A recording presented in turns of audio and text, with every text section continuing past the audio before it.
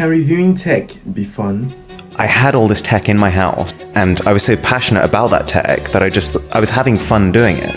Doing that changed his life. Inbox, and it was filled with like CNN News wants to talk to you, BBC News, Good Morning America, like all these places wanted a piece of me, and I couldn't understand what was happening. Meet Manny, aka Mrwhosetheboss, Europe's biggest tech YouTuber. YouTube changed his life, and this is how it all started. So at the start of my channel, the tech was very broad, and so the focus was gaming consoles, because that's what I was interested in at the time. And then there was a point when I decided to focus on phones because I didn't want to have a fragmented audience. Yeah. Well, what I was finding even early on is that because I was making videos on so many different things, I had 20% of my audience who wanted to see gaming consoles, 20% wanted to see headphones, 20% wanted to see phones. And that meant that every single time I posted a video, only 20% of people would want to see that. Yeah. And so I decided, actually, okay, phones I'm interested in. Phones, there is, reliable, big, recurring market. I'm going to focus on that. But then when you get to a certain size, being niche caps you. Yeah. So I'm now starting to think about things like, I would like to cover laptops. I am interested in those too. I'll bring those in, or cars or other things like that. I mean, I was not a confident person, and I was very aware that on camera, I was not going to give a good impression. It was strongly driven by my passion for what I was covering, put it that way. The tech audience is quite hard to please. So they're a very educated, but also cynical bunch. They can be amazing, but they will pick apart everything you say. Yeah. And you can never contradict yourself. You have to make sure you're 100% consistent and you fact check everything you say. And so when you throw that kind of pressure on a 15-year-old who doesn't really know what they're doing completely, you're going to get things wrong. And I think I wasn't ready for people to pounce on me in the way they did. But it's good that it happened because you develop a thicker skin. How did people pounce on you?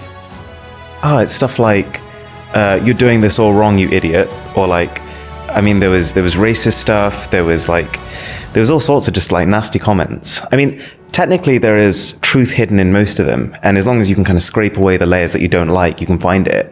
But definitely abrasive comments, or put it that way. So I think this is really important, actually. It is said a lot. You have to really love what you do. So it's the fact that I had all this tech in my house because I'd been buying it anyway as I was growing up. And I was so passionate about that tech that I was having fun doing it. So my first 2 years was basically me just kind of roaming around my house, trying to find things I already had, using equipment I already had, and just filming it and just talking. I wasn't thinking about things like, watch time or retention or consumer insights. It was very much just a case of, oh, this is fun. Very kind of bitty. It wasn't that I wasn't trying to be consistent, but it's the fact that oftentimes I just didn't have anything to show or say. It wasn't like I was getting the latest Samsungs or latest Apples or anything like that. So when I got something cool, I talked about it.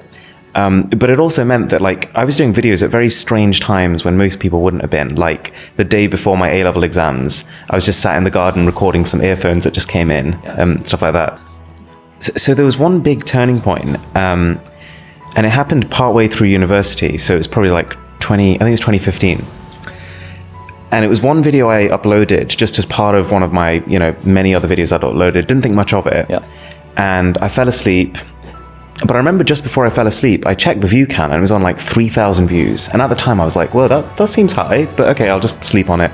And I got it the next day and it was on 300,000. Whoa. And then I checked my kind of inbox and it was filled with CNN News wants to talk to you, BBC News, Good Morning America, all these places wanted a piece of me. And I couldn't understand what was happening. And it was getting 80,000 views an hour. I just was not accustomed to numbers like that. And it was basically a video on how to turn your phone into a hologram. So it just did really well. I think it was a combination of clear tutorial released at the right time. It was a Friday just before the weekend, so it became this viral DIY project, I guess.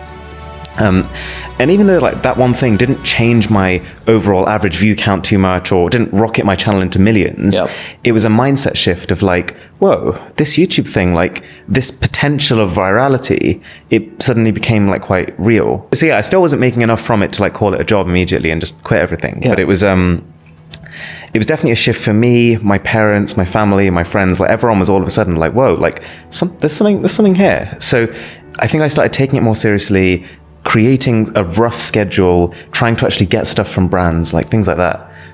So if I had to put one thing as like a turning point, it would be that. So what I found is like the larger the channel has gotten, the more I've started to put my time at a premium. It's very much like that now, except I think I am more in control of my time, and I understand myself better.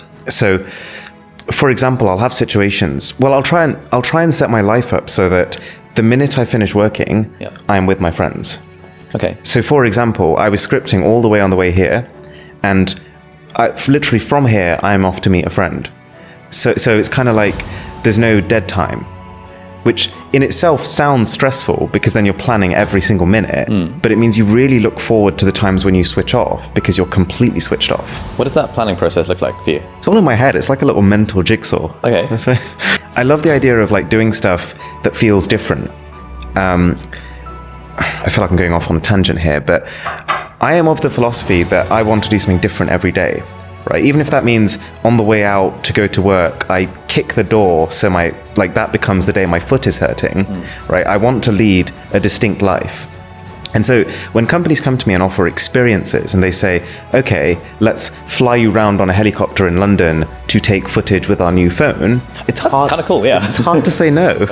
Or like, let's hire out a theme park, or let's do this video in a plane and then you jump out that plane. And like all this stuff is constantly coming in because I feel like this is like the new age of influencers and every brand wants to be a part of it. Obviously, I have to turn down a lot of those because I'm like a tech channel and you have to it's integrity first. So if a company wants you to do some big, brand promotion, you have to be very selective. But I want to filter out those opportunities and make sure like I consider all of them. The fact that stuff comes in makes it harder for you to say yes to things because then you don't want to be like, oh crap, I said yes to that thing like a year ago and now Yeah. And then I'll be sitting at like some baby shower thinking like, oh, I could have been in like the Dubai arena right now, crowd surfing. No, not crowd surfing. Yeah, so I say to people when they're younger, try as many things as possible. Because if you don't, you will end up down some sort of path, right? It's just not necessarily the path that you want to go down. And I think that's where I was because I was kind of, I was good at maths, I was good at writing essays. And so I was just kind of, I picked the subjects that I was strong at, and that funnels you into economics. And then that funnels you into a certain job.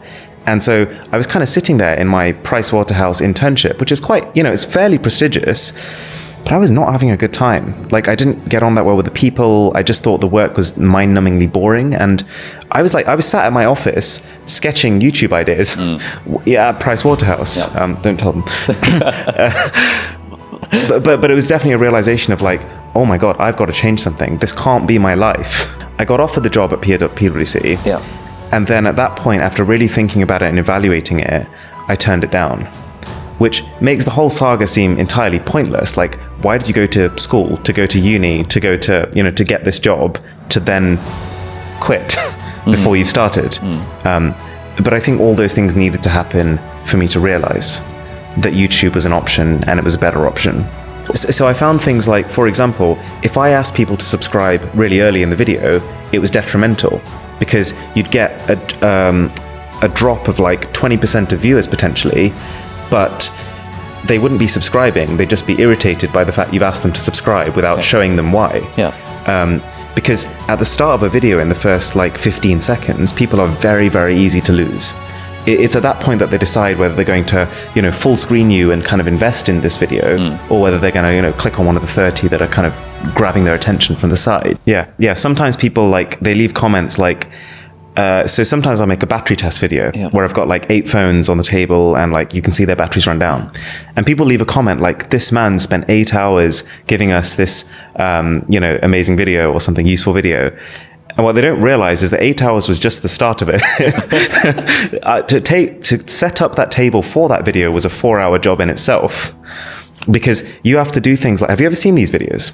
So the camera is locked above. The battery ones. Yeah. Where it's like a time lapse of like battery going down. So every single phone is taped to the table multiple times so that it doesn't budge. Yeah. The camera, every hinge of the camera is taped together so that the camera doesn't budge.